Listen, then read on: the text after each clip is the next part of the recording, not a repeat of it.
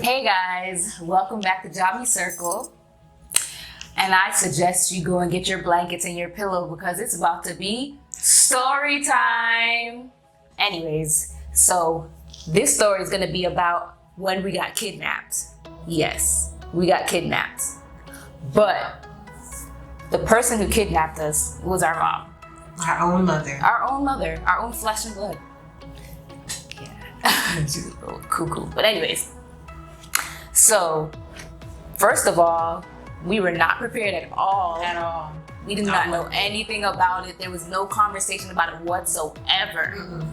And then one day out of the blue, I guess my mom got some crazy thought in her head and was like, I'm gonna take these kids and ain't nobody gonna know. Nobody.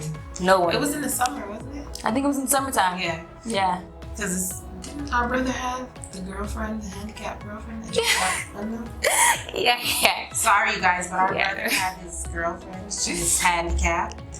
And we didn't know that our mom was going to take us away, but I think he had a slight idea. Yeah. Because we couldn't find him the whole day. My mom couldn't find him, nothing. Not at So all. then we were looking for him around the neighborhood. We go to because it was like we were living in like some type of townhouses or something like that. So then we go to where her house was at, and her mom and everybody's outside. The girl jumped out the window. Her and my brother was trying to run away together, and she jumped out the window, but she didn't get far. Yeah, she didn't get far because she got like a little limp. So. She got a little limp, so she didn't land right, I guess. Yeah, she didn't land But yeah, so that's definitely in the summertime when that happened. Yeah. Yeah. And then like out of nowhere, like she just starts saying, "Come on, guys, we're gonna go on a road trip. We're happy. Aren't you guys excited?" And we're like, "Yeah!" Being little kids, because we were little kids. It's like, "Yay, road trip, adventure,"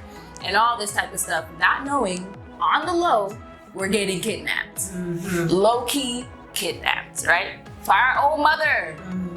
Anyway, so she just started like telling us to gather like our favorite things and everything like that. She started packing little things in the car, like her important papers and like bags and stuff. And we were just like thinking, okay, well, you know, it's a trip. It's a trip. Like you gotta have everything you need. Yeah. You know what I'm saying? You can't just go with the same clothes you got on your back. It doesn't make any sense, even as little kids though. You're like, we gonna have fun on this trip, mommy. Yeah. You know what I'm saying? So then we would get in the car and we were driving, and at first we were turning up. We were like, because my mom was just playing that music, like I guess the 80s music and stuff like that. Yeah. Even though that wasn't in the 80s, but she was still playing like some old school stuff. Well, you know, nostalgic, you know. You want to listen to the stuff that you grew up listening to, right? True. So we were turning up at first, just having so much fun, but then it started taking long. Yeah, and it started getting boring because we were just all in the car, and it was just like, why do I keep seeing you every 2 seconds? Like, you know what I'm saying? But she would let us get out the car and like go. It was 5 of us, by the way. Yeah. But she would let us get out the car, like if we need to use the bathroom. We already had snacks and everything. Yeah. So you know when you're a kid and you just fall asleep, you're on the road trip, you fall asleep, you're like, and you get up and I see my mom still driving. I was like, wait, we didn't reach nowhere yet? nowhere. We didn't reach nowhere yet. We're still here. And Still I in woke the up freaking to car. turn around every now and then I get a little bit, and I'm like, what the hell is going on in this place? Yeah. It was dark as all outside. We were riding through mountains and we seen like deers and all types of stuff that we ain't never seen before. I was like, what the heck? So then I fell asleep again. We all went to sleep. Yeah. And we wake up again, and all we see is like trash on the ground. Trash. Like little crackheads scurrying across the road. Dirty, like chipped up buildings. And like she said, crackhead, like just scurrying. They scurrying like little rats. Where are we? What is this? And we were just like, where are we? And our mom was just like, you know, she just gave us that look. You know when you weren't looking in the back seat, like. Yeah, like a demon. Like I don't know what kind of look she gave us because we were sitting there like, this is not Wonderland. That's a silence of the land. It puts no shit on it. Look, and I was just like, okay. We were like, where are we? We asked the question. Yeah. Could we get the answer? And she was just like, You guys okay? No, we're not okay. We thought we were going to Wonderland. Somewhere fun.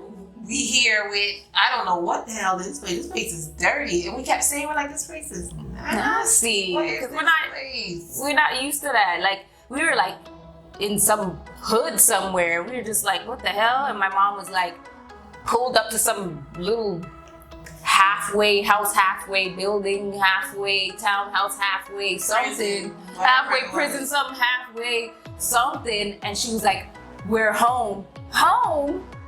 What the hell? Like, what are you talking about? We was like, this is not our home. We was like, we thought we were going to like Disneyland or something. Oh, you know what? We were living in a house. Yeah.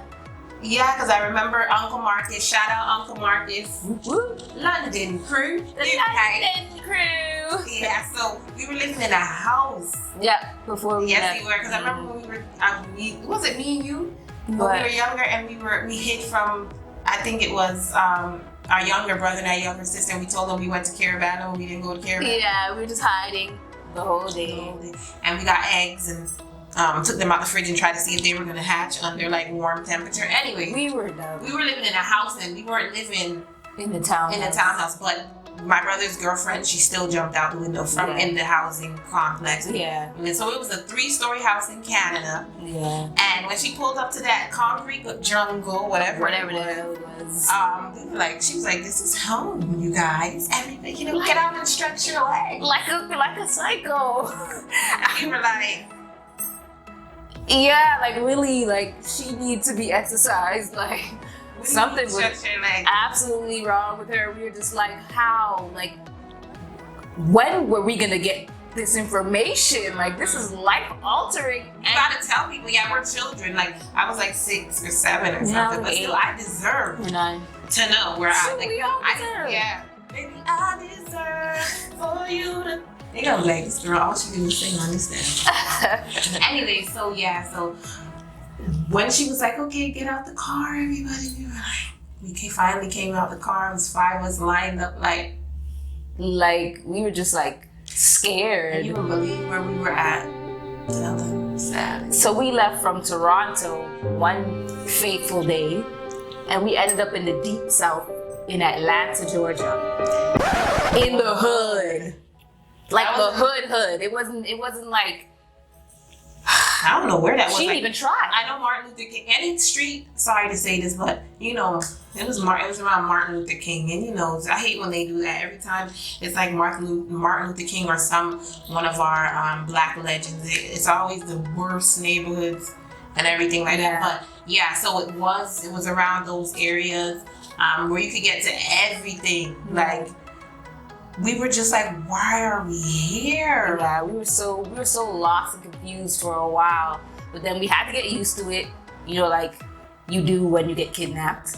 And but then remember when we got out the car, it was people already out there like, hey, and stuff, and we were like, and my mom was talking, and we were like, you got friends? she got friends. She had friends. So maybe it was them that coerced her to kidnap us and bring us to Atlanta.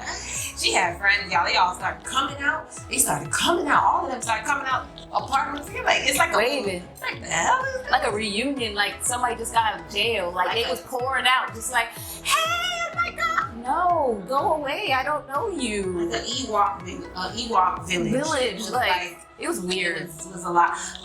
And then, but I think it took us a little while to get in, settled in because I think when we came, they were even doing Freaknik back then times. Yeah, that And weird stuff. You're driving down the road and you just see women with their boobies just hanging out. Jiggling. I'm like, And you're like, okay.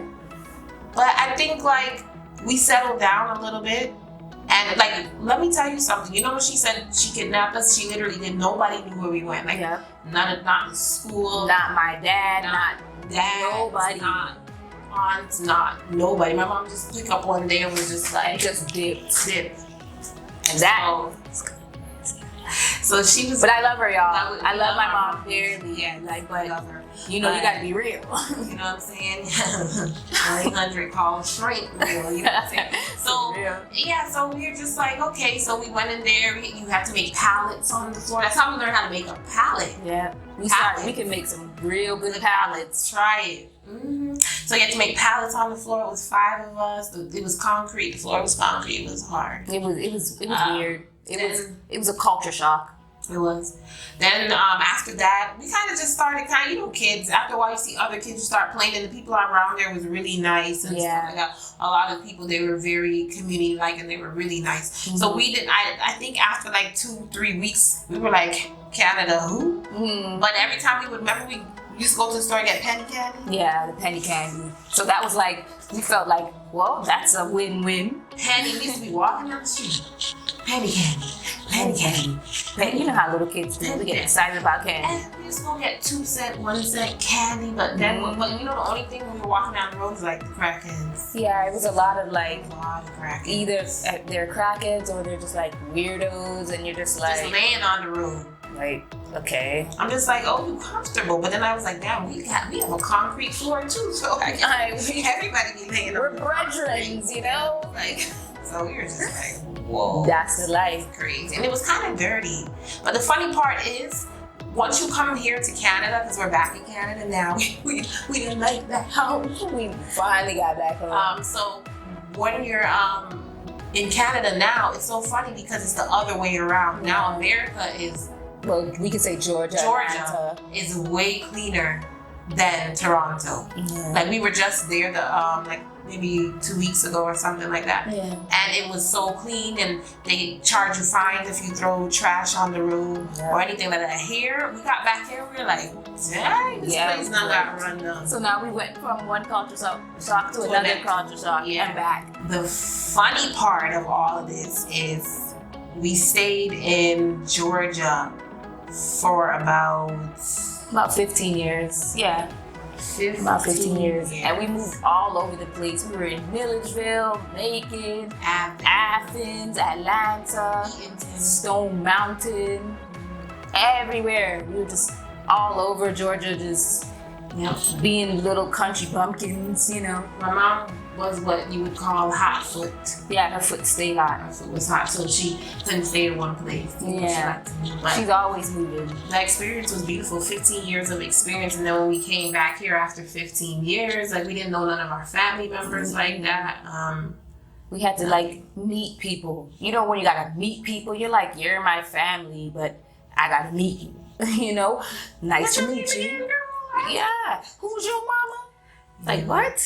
So it was really a culture shock, but we enjoyed it. Yeah, I won't change it for nothing, because that experience that we got living in, especially the country and living in the States, it just fueled the people who we are today, and you know, I rate it, because we can come here and with our experience and then get more experience from here, and you know. And then the people who we grew up around, because we kind of grew up around a close-knit community.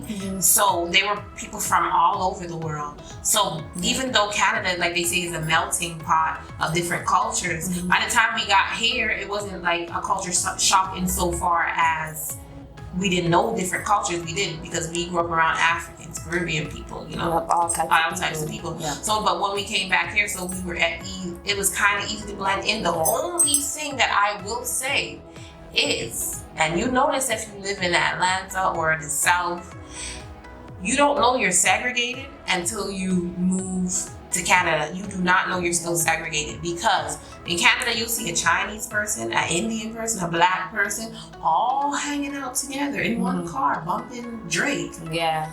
And that was just like, wow, what is this? And like, so you see like you live in buildings with different cultures, like they're not to themselves. Nobody has like their own spot, like how it is in the deep South. Yeah, you know? everybody's like pretty much like, you see people here and there, like white people hang with black people here and there, but you don't really see like Asians hanging, Indians and stuff like that hanging around. Like you barely see them in your schools and stuff like that. So it was another culture shock coming back to Canada. Because then too in Atlanta, most of the people, like when we were traveling through the airport and everything, most of the people are black. You go to most of your police officers, judges, you know. Yeah. Like a lot of them, most of them stores, you go in the store, you go to the mall, most of the people that work there are black people. Yeah. But up here it's not too much like that, but down there it was like that. So it was like, wow. Like we were kind of segregated. Yeah. In a way. Oh, I remember she already had a job. This lady already had a job and everything. It was at some vegan restaurant. The burger, she used to be like waitressing at some vegan restaurant. A random restaurant. And she used to bring those burgers were so nasty. I'm They so were nasty. sorry.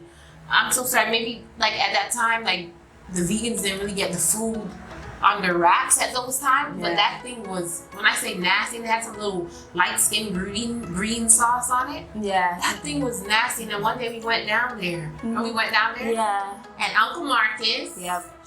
was playing on that. And